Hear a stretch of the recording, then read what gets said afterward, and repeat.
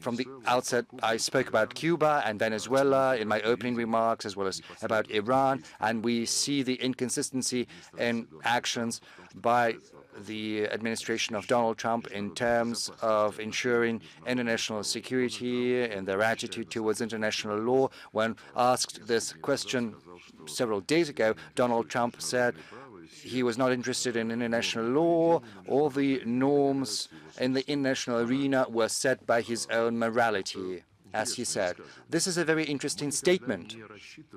We have never counted or expected that with any country or our neighbors we would have absolutely coinciding positions. These positions cannot coincide absolutely, nor can it be the case between the two biggest nuclear powers, the US and Russia. I think it's a very good chance right now to remember what New York Times has recently reported on.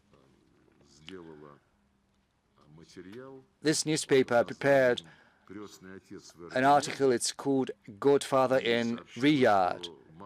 It says that Marco Rubio, during his talks with myself and with my delegation in Riyadh in February 2025, as New York Times has said, has basically switched on the film lover mode, citing Godfather.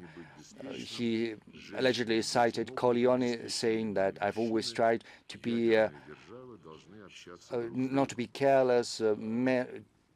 Women and children can be careless, but men cannot be, and nuclear powers cannot be careless.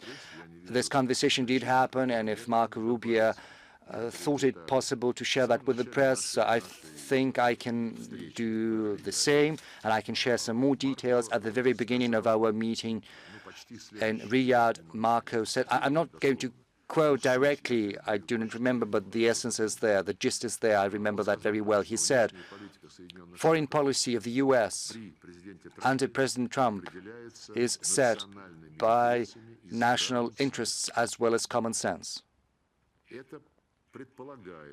This means that the US recognizes that its leading partners also have their own national interests. Well, he didn't say all countries of the world, but he said leading partners, the other great powers, all have their national interests. And then he continued, the national interests of such countries as the US and Russia will not always coincide. In most cases, they won't coincide at all. But should they coincide, whenever that happens, it would be a gross mistake not to take advantage of those coinciding positions to come to an agreement and implement mutually beneficial projects in economy and investment and finance and so on and so forth.